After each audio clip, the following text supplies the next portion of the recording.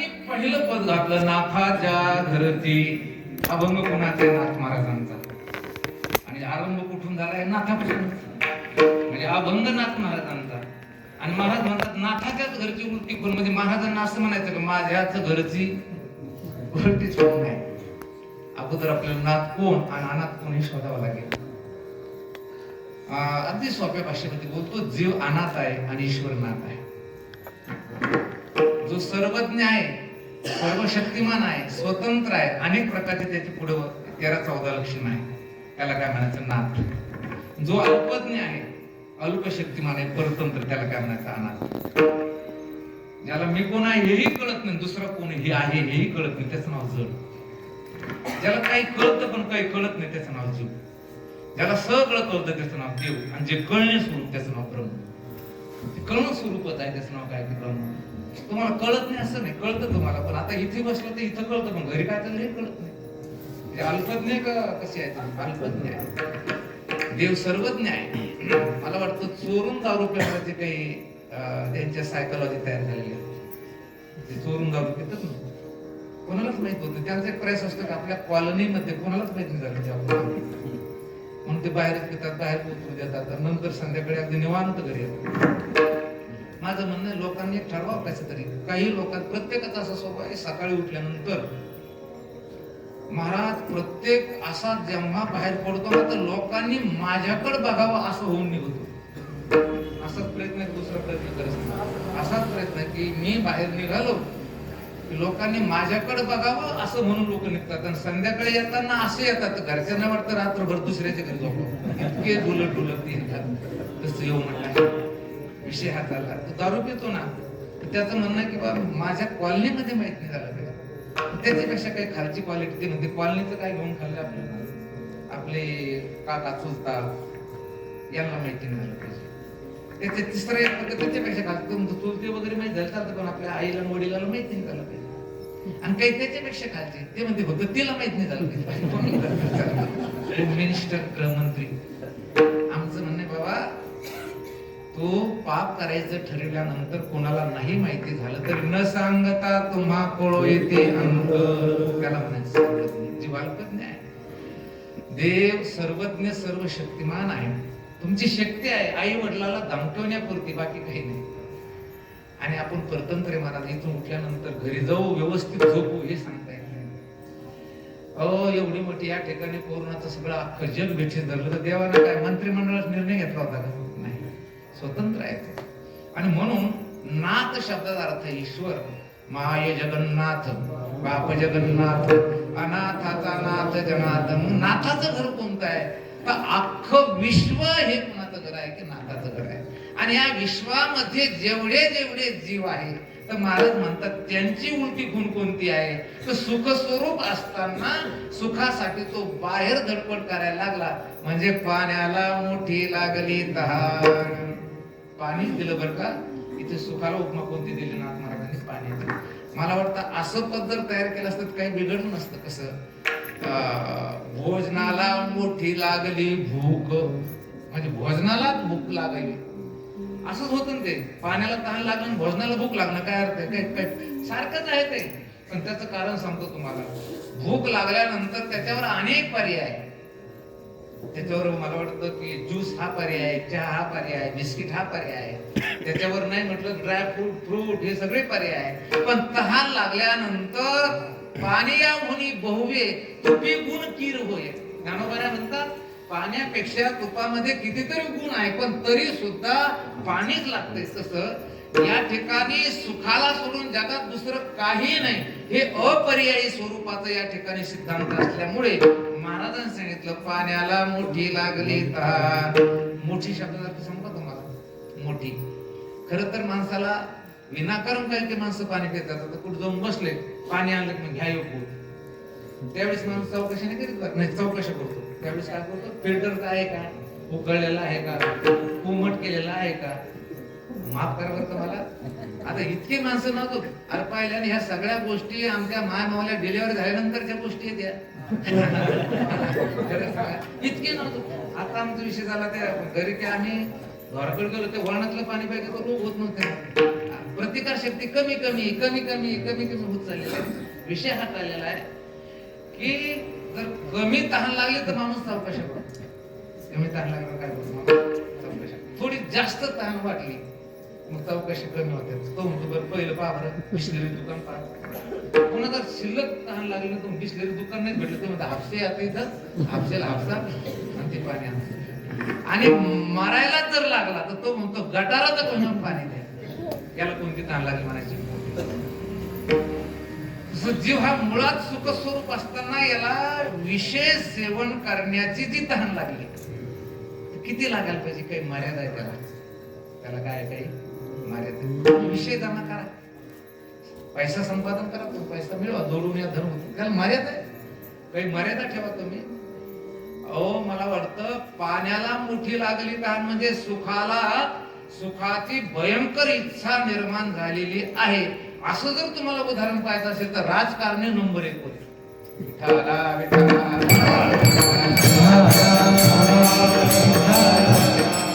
बघा तुम्ही एका मंत्र्याचं किंवा एका मंत्र्याचं मला वाटतं खातं नुसतं सील केलं तर भारत 1000 बऱ्या कर्जमुक्त होईल. मर्यादाच ठेवलं नाही त्यांनी.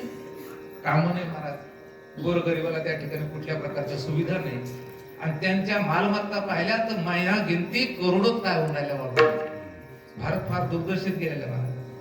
परिस्थिती काही झाली सांगतो. परिस्थिती आपल्या शहरी भागात कमी असते पण ग्रामीण भागात काय राहतं. चौघ भाऊ राहतात, मोठा भाऊ कारभारी राहतो आणि 3 भाऊ ते एकत्रित कुटुंब पद्धती. मग ते 4 महिला पण एका कुटुंबामध्ये आनंदानं ते राहतात. हा एकटाच कारभार करतो, कोणी दुकान चालवतो, कोणी शेती करतो. आणि सगळ्या अर्थव्यवस्थेचं मला वाटतं संतुलन त्याला ठेवावं लागतं. पण भविष्यात काय होतं मग घरात चोरी सुरू होते. लहानी भाऊ तिला मिळत देतो कापूस युक्ती. तिच्या पाठची सुद्धा जाऊ वाटेल तेवढं दाल कोणी काय. मग भाऊ चोऱ्या करतात, त्यांची मुलंही चोऱ्या करायला लागली. आणि यांनी चोऱ्या करून जो पैसा कमवला तर हा बँकेत टाकता येत नाही ना. कारण बँकेत ताबडतोब ऑनलाईन सगळं अकाउंट सुरू करतो. आणि म्हणून त्याच गावामध्ये एखादा माणूस असा असतो की तो फक्त पैसे सांभाळायचं काम करतो. याची लहानी भाऊजाई त्याच्याकडे 2000 रुपये नेऊन देतो. असं करा, मला जमा लागले तेवढा द्या, मला व्याज नको, फक्त पैसे तुम्ही सांभाळा. मग लहाना भाऊ तिथेच पैसे नेऊन ठेवतो. तिन्ही भाऊ तिथेच पैसे नेऊन ठेवतात, पुतणी तिथेच पैसे नेऊन ठेवतात. आणि यांनी चोऱ्या केल्यामुळे या कुटुंबाची अर्थव्यवस्था हालाकीची होती. आणि त्या मालकाला मला वाटतं ते अर्थाचं बॅलन्स सांभाळताना काय होतं जरा कसरत करावी लागते. मग यांनी चोऱ्या केल्या आणि त्या गावातल्या माणसाकडे पैसे नेऊन ठेवले. मग याला जेव्हा पैशाची कमी पडली तर हा त्याच माणसाकडे जातो आणि 5 रुपये शेकड्यानं पुन्हा पैसे व्याजाने घेतो. कोणाचे पैसे घेतले म्हणजे व्याजानं? याचेच पैसे यांना व्याजानं आणले. तसे या लोकांनी पैसे कमवले, स्विस बँकेत टाकले आणि यांनी याने काही उघडणी केली. त्याचे चोरून पैसे तिथे नेऊन टाकल्यामुळे तिथं फक्त पैसे सांभाळायचे पैसे देते. आणि यांना कमी पडल्यानंतर हे कर्ज कुठून घेऊन राहिले. म्हणजे आपलाच पैसा आपल्याला व्याजानं घेऊन म्हणजे वापरायला लागून राहिला. हे आपलं काय की दुर्दैव आहे. यांना कोणत्या ताना लागल्या? मोठ्या ताना लागल्या. सोप्या भाषेत बोलू का? विधीनं विषयाचं सेवन करणे म्हणजे मध्यम तहान आणि निषिद्ध विषयाचं सेवन करणे म्हणजे याला काय लागले की मोठी तहान लागली. पाण्याला मोठी लागली तहान. आणि वस्तुस्थितीने सिद्धांत कसा आहे त्या सिद्धांताचं चिंतन नाथ महाराज अभंगाच्या दुसऱ्या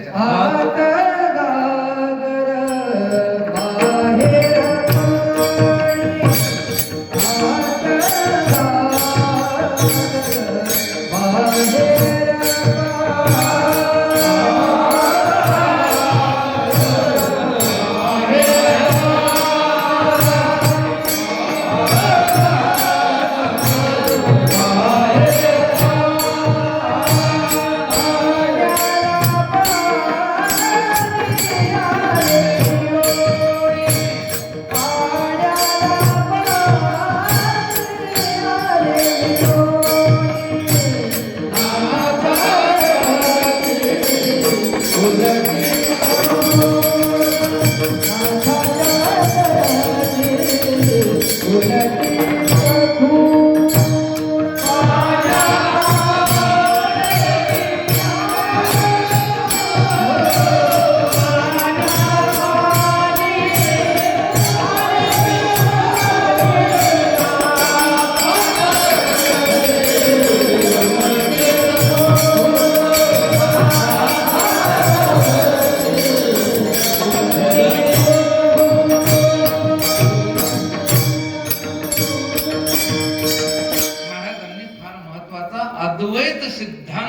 दुसऱ्या चरणामध्ये प्रतिपादन केलंय. आत घागर बाहेर पाणी. मला वाटतं त्या गोकुळामध्ये गवळणी सुद्धा चिंतन करीत होते महाराज. आत हरी बाहेर हरी, हरीने घरी पुंडिले. आतही हरी आहे म्हणते आणि बाहेरही हरी म्हणते.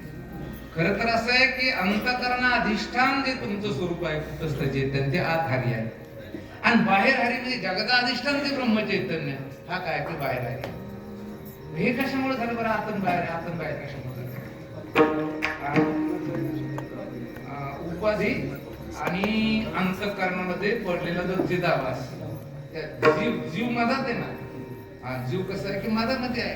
एक जीवाला एकीकडे देह आहे, आत पाहिलं तर आत्मस्वरूप आहे, आणि या उपाधीचा परित्याग करून जर पाहिलं तर बाहेर ब्रह्मचैतन्य. तसं खरं सिद्धांत असं, सर्वम खल्विदम ब्रह्म नेह नानास्ति किंचन ऐसा जमता अनुभव विश्वदेव सत्यत्वे. परंतु अंतकरण किंवा सूक्ष्म देहाची, लिंग देहाची जी उपाधी आहे, आणि त्या उपाधीमुळे काय झालं? आतन बाहेर. आतन बाहेर काहीच नाही. खरोखर असं आहे की हा बरं, सामान्य चेतन आणि विशेष चेतन. विठाला विठाला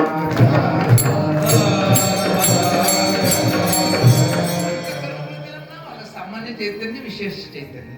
पण इथे काय म्हटले महाराज? घागर आतन बाहेर पाणी.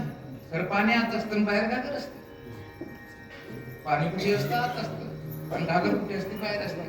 पण कल्पना करा का हौद आहे आणि त्या हौदामध्ये आपण गाडगं घेतलं मोठं, फुलाला पण गाडगं आणलं आणि ते गळ्यापर्यंत बुडवा. अगोदर कुठपर्यंत बुडवा? गळ्यापर्यंत. पाणी जाऊ देऊ नका. म्हणजे काय झालं आता त्याच्यात? आत घागर बाहेर पाणी इथपर्यंत ठीक. पुन्हा बुडवलं आत, मग त्याच्या आतही पाणी आहे आणि बाहेरही पाणी आहे. तर आत पाणी बाहेर पाणी फक्त गाडग्याची उपाधी आहे म्हणून आहे, म्हणून ते आहे. नाही तर त्याला आत बाहेर म्हणायची काही गरज नाही. आणि समजा तुम्ही हाताने ते गाडगं असं फोडलं तर पाण्याला पाणी आले मिळवणे हे नुसते त्या ठिकाणी महाराज बोलणं झाले. तसं लिंग देहाचा श्रीहरी कृपेने जर बाध झाला, काय झाला तो? बाध.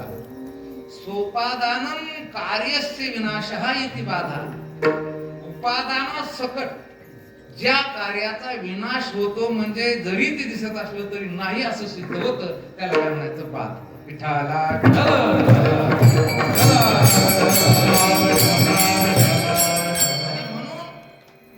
ब्रह्मज्ञानी पुरुषाचा कारण देह जळालेला असतो, लिंग देहाचा बाध झालेला असतो, आणि स्थूल देह हा जरी दिसत असला तरी त्याचा नाही असा निश्चय होऊन तो प्रारब्धाच्या स्वाधीन केलेला असतो.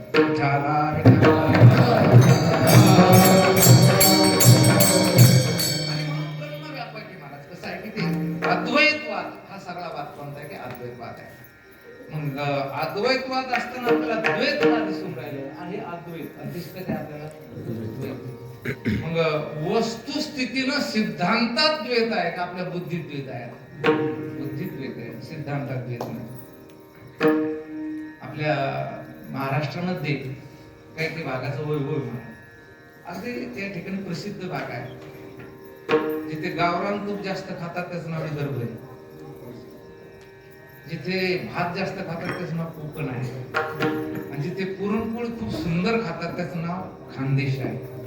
आणि जिथे तिखट डाळ जास्त खातात त्याचं नाव मराठवाडा आहे. मराठवाडा. विदर्भामध्ये वाशिम वगैरे भागामध्ये गेला, एक परतूरचा मुलगा, अनाथ मुलगा, माय बाप लेकर बाळ कोणी नाही, अगदी गरीब, अगदी 7वी 8वीलाच असताना तो कसं काय शाळा सोडली, मुंबई सारख्या ठिकाणी गेला. फुटपाथवर रोवला, कुठंतरी महाराज वडापाव खायचा, कुठंतरी काम करायचा. बोलता बोलता तो 20-22 वर्षात झाला आणि चांगल्या प्रकारची त्याला एक 25-30-40 हजाराची नोकरी मिळाली. कंपनीत काम करू लागला. पण ज्याला गरम जेवण ज्याला आपण म्हणतो, ताजं जेवण ज्याला आपण म्हणतो, हे त्याचं नशिबच नाही. याचा अर्थ असा की त्याला गावरान तूप कशाला म्हणतात, करडीस तेल कशाला म्हणतात, किंवा हे चांगले पदार्थ त्याला काही माहिती नाही. योगानं त्याला वाशिमची सासरवाडी मिळाली विदर्भातली. आणि मग तो मुलीला आणायला गेला, पत्नीला आणायला. तिथे गेल्यानंतर त्या सासऱ्याकडे गाई दूध भरपूर होतं. मग सासऱ्याकडे काय झालं, काही लग्न वगैरे निघालं म्हणून सासऱ्याने सांगितलं, जावई बा तुम्ही असं करा, तर हिला न्यायलाच आलात, पण तुम्ही तुमच्या आता जा, आणि माझं लग्न संपलं की मी 2-3 दिवसाला तुमच्या पत्नीला आणतो माझ्या मुलीला. पण त्याच्याकडे काय होतं की मला भरपूर तूप होतं, असं 4-5 किलो. मग त्याने याच्यात त्याच्यात ठेवलं, ते सगळं तूप गरम केलं आणि यांच्यासाठी एक स्वतंत्र डबा काढला आणि त्या डब्यामध्ये ह्याच्यात एकच ती तूप ओतलं पा.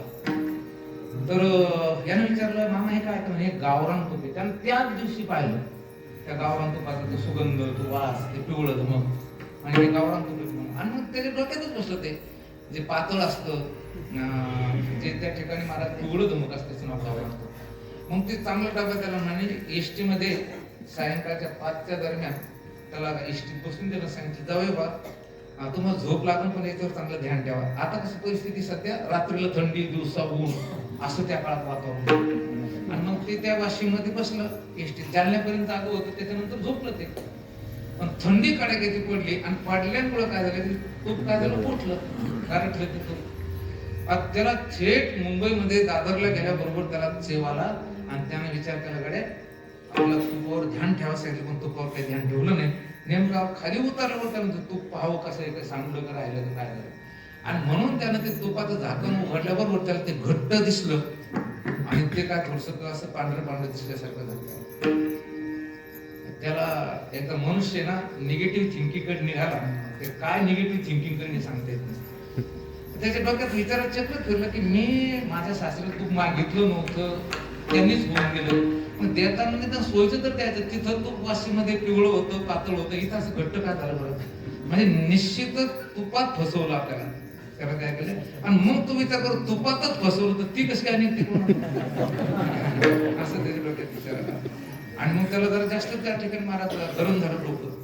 आणि मग त्याने ताबडतोब सुट्टीचा अर्ज दिला आणि त्याने पुन्हा असा विचार केला की आपण आपल्या सासऱ्याला जाऊनच विचारू की आम्हाला तुम्हाला द्यायचंच होतं, खराब तूप का दिलं. पुन्हा त्याच एसटीत बसला सकाळी 7 वाजता तिथून मुंबईहून गेला, घरी गेला, स्नान केलं, पुन्हा डबा घेतला आणि एसटी मध्ये बसला. आणि एसटी मध्ये बसल्यामुळे दिवसभर उन्हाचा प्रवास, पुन्हा त्या तुपाचा प्रवास उन्हातच झाला. प्रवास काय झाला, उन्हात झाला. आणि तिथं सासऱ्याचं घर अगदी बस स्टँडच्या बाजूलाच होतं. एसटी मधून ते डबं घेऊन उतरल्यावर एवढ्या लवकर जवळ वापस येणं काही चांगलं लक्षण नाही, कारण ते कालच गेलं पुन्हा आलं. आभारला महाराज तो सासरा म्हणे, काय झालं जाऊ, कसं काय वापस आले. काय म्हणे, तुम्ही असे काय, मला काय हलकट समजलं म्हणे. तुम्हाला जर द्यायचंच होतं तर खरं द्यायचं, चांगलं द्यायचं, शुद्ध द्यायचं. मी मागितलं होतं तुम्हाला, तिला झालंय काय, तुम्ही खराब तूप दिलं म्हणे, बिघडेल तूप दिलं म्हणते. त्या सासऱ्याचं डोकं चाललं ना. म्हणजे तुम्ही असं करा, शांत व्हा आणि मला ते उघडून टाकवा. आणि मग ते उघडल्या बरोबर ते पुन्हा पाहतो. आणि मामा मी माझे शब्द वापस घेतो म्हणे, पण मला हे कळलं म्हणे, हे तू वाशिम मध्ये पातळ आणि मुंबईत घट कसं काय होतं, हे नेमकं बिघडलं कुठे, काय बिघडतं काय म्हणजे याच्यात चूक काय आहे म्हणे. सासरा हुशार होता म्हणे, तूप बिघडेल नाही, डोकं बिघडेल. कारण हा दोष जो आहे तो तुपाचा नाही. तुमच्या डोक्यामध्ये तुम्हाला तुपाचा अज्ञान असल्यामुळे तुम्ही जो दोष देऊन राहिला, ते पुन्हा देऊन राहिला. तसं सिद्धांत सर्वं खलविदं ब्रह्म आहे. ब्रह्म बिघडलंच नाही, डोके बिघडले. काय झाले, आपले डोके बिघडले. आणि या डोक्यामुळे आपल्याला अज्ञानामुळे द्वेष, मत्सर, लहान मोठा, गरीब श्रीमंत, जाती पाती या सगळ्या म्हणतात. इथे महाराज म्हणतात, आत घागर बाहेर पाणी, पाण्याला पाणी आले मिळून. महाराज म्हणतात, आज मी एक नवल देखिले, वळसणीचे पाणी आड्या लागले. वेळ झाला, आपल्याला प्रमाण वेळ नाही आता. विठाला विठाला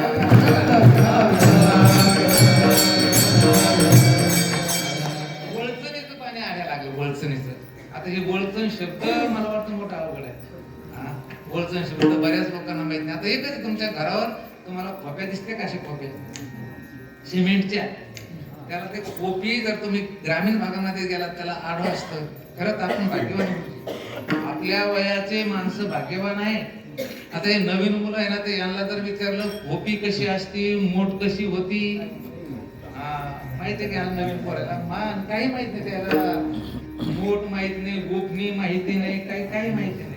बरं, जे म्हातारे 40 वर्षाच्या अगोदर मेले त्यांना फेसबुक, ट्विटर, व्हॉट्सअप हे काय. आता आपण असे ते पहिलं पाहिलं आणि हेही पाहून विठाला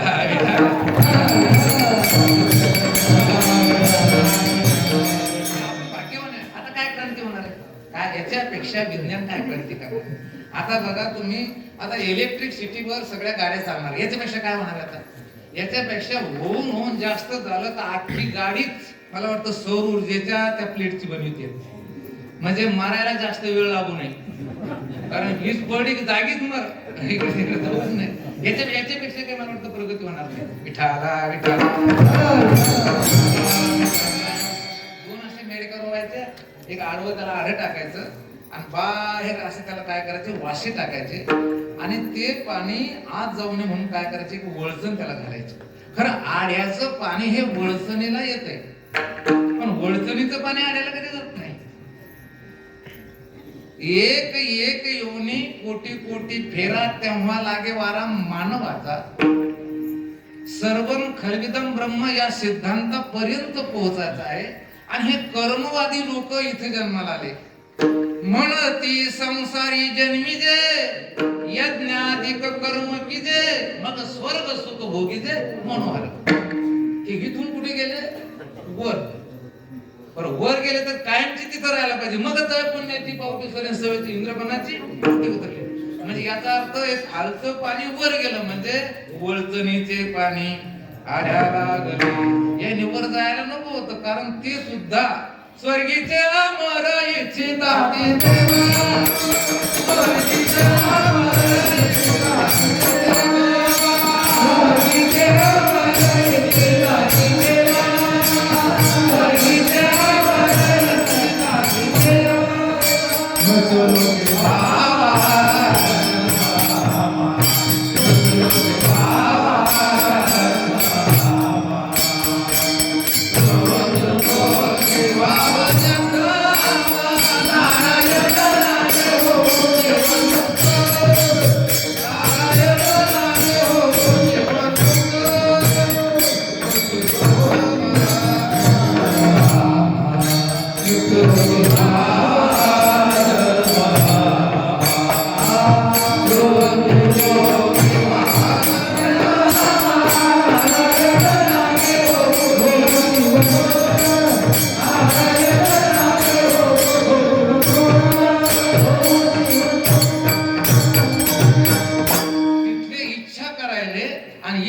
जन्माला येऊन पूर्वमीमांसा कर्म करून कुठे गेले? वर गेले.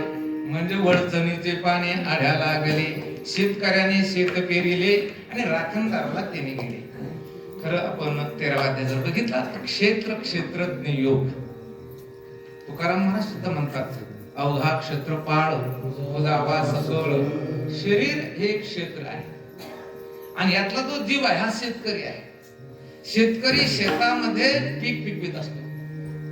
बागायती आहे आणि बागायती पीक आहे, काहीच पडीतच पडलेलं आहे. काही जे आळशी शेतकरी ना ती पडीत पडले त्यांची. काही महाराज काहीच नाही, त्यांचा घर ना संसार तुका गोळीकडे चोर, ज्याचा परमार्थही हिशोबात नाही आणि संसारात ताळमेळ नाही, असे काहीचे पडीत पडलेले क्षेत्र. खर तर हे क्षेत्र पाप पुण्याचं पिकत आहे. आपण जर सत्य बोललो तर पुण्य आणि असत्य बोललो तर पाप. परस्त्रीकडे माता या दृष्टीने पाहिलं तर पुण्य आणि विकृत दृष्टीने पाहिलं तर पाप आहे. इथं डोळ्याची पापणी अशी उघडल्याबरोबर एका क्षणामध्ये एक तर पापाची उत्पत्ती नाहीतर पुण्याची उत्पत्ती. म्हणून एक क्षेत्र आहे. पण महाराज काय म्हणतात, शेतकऱ्याने शेत पेरिले. आता हे सर्व क्षेत्र म्हणजे शेत म्हणजे शरीर कोण चालवितो? हो चाले हे शरीर कोणाचे असते, कोण बोलावे ते देखवी ऐकवी एक नारायण तयाचे भजन. हे सर्व क्षेत्र जे जातात. तुम्हाला असं वाटतं की आम्ही कीर्तनाला आलो, तुम्ही आले तर तुम्हाला आणलं? बरं, कीर्तन झाल्यावर तुम्ही जाणार, तुम्हाला कोणी नेतोय? एक मुलाला आम्हीच जातो. मेल्यावर का जात नाही माणसं? तर ते 14 जण लागतात. किती लागतात? 14 जण लागतात. याचा अर्थ असा आहे, याला तुम्हाला देखवी ऐकवी एक नारायण. परंतु शून्यवाद्याचा अभ्यास केला, चारवादवादाचा अभ्यास केला आणि जगात देवच नाही या सिद्धांतापर्यंत पोहोचले, म्हणजे राखणदारालाच गळून टाकले. या शरीराचं रक्षण कोण करतं? देव करतो. म्हणा तुमचं आमचं सर्वांचं रक्षण कोण करतो? देव करतो. आणि जगात देवच नाही असा सिद्धांत जर तुमच्या डोक्यामध्ये बसला तर राखणदाराला गिळून टाकलं तर काय केलं? राखणदाराला गिळून टाकलं. शेतकऱ्याने शेतकरीले, राखणदाराला तिने गिळले.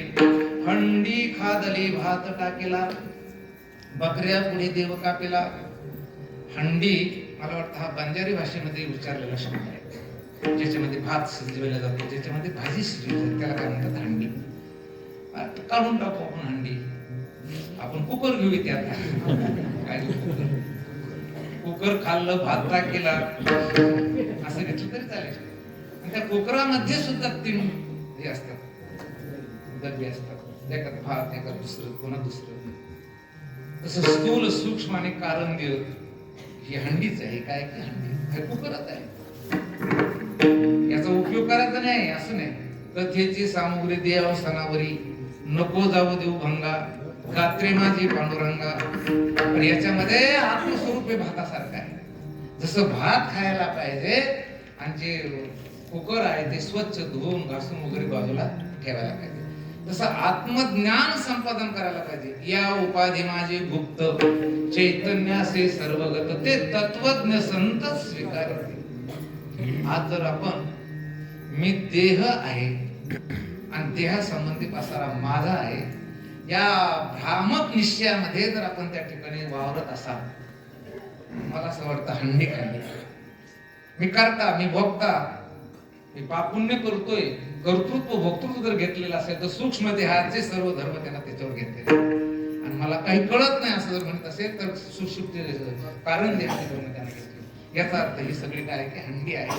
आणि याच्यामध्ये तुमचं जे स्वरूप आहे भातासारखं आहे.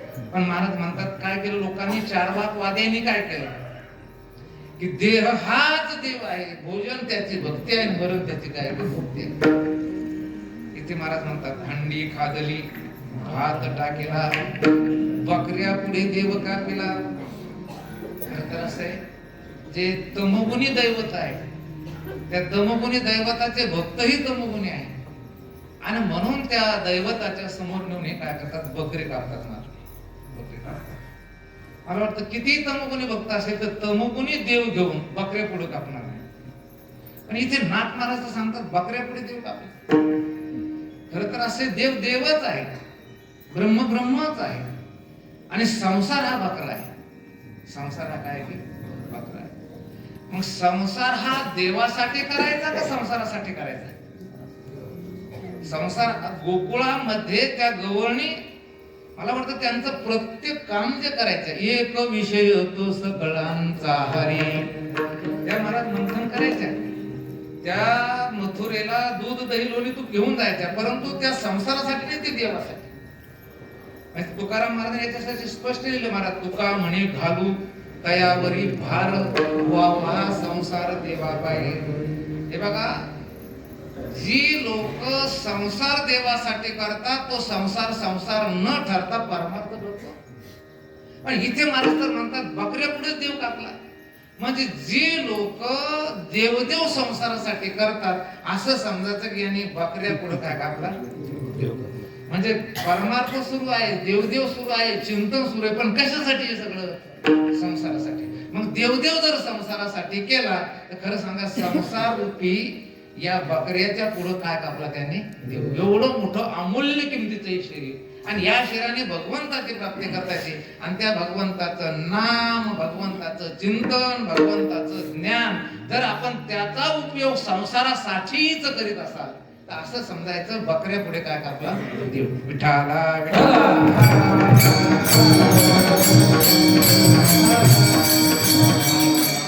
आपण प्रपंच करीत असताना प्रपंच देवासाठी करायचा.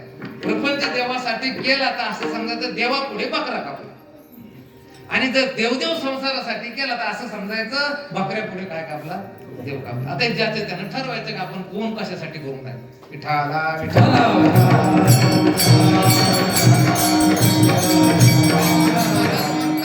या मृत्यू लोकामध्ये ईश्वराच्या घरामध्ये सगळ्या उलट्याच गुण आहे. पण हे जर जाणायचं असेल एका जनार्दनी मार्ग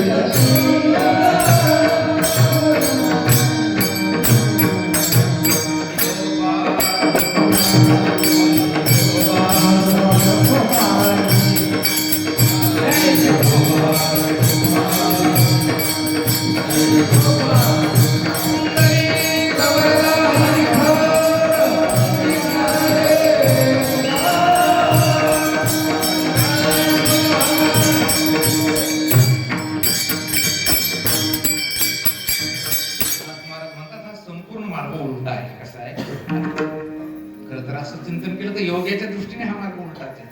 योगी काय करतो की तो ब्रह्मरंध्रामध्ये जाऊन काय करतो, ध्यान करतो, म्हणजे तो उलटा करतो. परंतु आपल्याला हा उलटा मार्ग नाही. हे जी सगळी कडवी आहे त्या संपूर्ण कडव्यामध्ये प्रत्येक जीवाची झालेली काय तो उलटी स्थिती आहे. पण महाराज म्हणतात जो जाणेल तो गुरुचा बेटा. हे सगळं जो जाणतो तोच खरा गुरुचा काय की बेटा आहे. बघा गुरुचं म्हणून घेणं वेगळं आहे आणि गुरुनी दिलेली जी तत्वज्ञानाची दीक्षा आहे ती दीक्षा आपल्या अनुकरणात येणं काय की वेगळी आहे. आणि म्हणून मला वाटतं प्रत्येकाने आपल्याला जिथे जिथे आपल्याला याची संधी मिळेल तिथे तिथे काय करायला पाहिजे, श्रवण करायला. खरं तर असं आहे पाठाच्या माध्यमातूनच माणसं या बोधापर्यंत पोहोचू शकतात. बाकीचा परमार्थ जो चाललाय ना आता ते चालू द्या, त्याच्याबद्दल काय नाही की भारतीय संस्कृतीचं वैभव म्हणून चालेल. पण हे ढोरं पाण्यावर नेत नाही लोक, तसं नेणे आपली कोणती पण वळवून वळवून वळवून न्यायचे.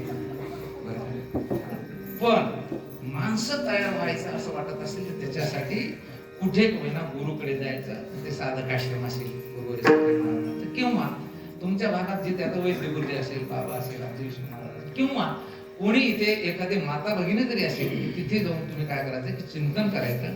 आणि चिंतन करीत असताना कोरडं चिंतन करायचं नाही, ओलं चिंतन करायचं. आणि ओलं चिंतन करण्यासाठी भगवंताची भक्ती सुद्धा करायची. कर्म आहे, उपासना आहे आणि त्याच्यानंतर काय की ज्ञान आहे. आणि म्हणून महाराज म्हणतात हा संपूर्ण मार्ग कसा आहे उलटा आहे. जो जाणेल तोच खरा गुरुचा कोण आहे की बेटा आहे. आणि असा गुरुचा बेटा लोक म्हणतात हा माझा काय आहे की बेटा आहे. हा लोक म्हणतात ना हा माझा काय बेटा आहे. लोक काय म्हणतात महाराज आमचा मुलगा ना बाबा मुंबईला गेला त्यानं काय केलं काही कळालं नाही. इतकं कमवलं की 2-3 वर्षात होतेच नव्हतं करून टाकलं. हा खरा बेटा नाही. त्याने ब्रह्मज्ञान संपादन केलंय आणि ब्रह्मज्ञान संपादन करून त्याने अनेक लोकांना मुक्त केलं. तो खरा काय की बेटा आहे. मी परवाला बोललो एका ठिकाणी आमच्या तिथे की अपूर्ण, पूर्ण आणि परिपूर्ण. जीव म्हटलं की अपूर्ण आहे आणि जे सिद्ध पुरुष आहे जे मुक्त झालेले ते पूर्ण आहे. पण मला आलेली प्रातिभानुभूती तुम्हाला कशा येईल ह्याच्यासाठी जे प्रयत्नरत राहतात त्याला काय म्हणतो परिपूर्ण. जे पुरुषार्थ सिद्धी चौथी घेऊन आपल्या हाती रिगाला भक्तीपंथी जगा देतो. म्हणून एका जनार्दनी मार्ग हा उलटा. जो जाणे तो गुरुचा बेटा. नाथाच्या घरचे उलटीच पूर्ण पाण्याला मोठी लागली तहान. माने बाबा म्हटले असं थोडं चालते पुढे. पण बाबा असं आहे पेपर तपासत असताना सुवादच्या अक्षराचे तपासणारे 5 मार्क देतो नाही गुरुजी तुम्हाला. पेपर तपासायला गेले यांच्याकडे आणि अक्षर जर चांगलं असेल ना तर होऊन तो 5 मार्क देतो. तसं वेळेत कीर्तन सोडलं की अर्ध कीर्तन चांगलं. आणि तुम्ही का थोड्या सॉफ्टवेअर लाईफ असलं तिथे कीर्तन चांगलं होत नाही. आपल्याला दररोजचे कार्यक्रम आहेत म्हणून झालेली सेवा आपल्या सर्वांच्या चरणी समर्पित करून आजच्या सेवेला आपण पूर्ण विराम देऊ. ज्ञानेश्वर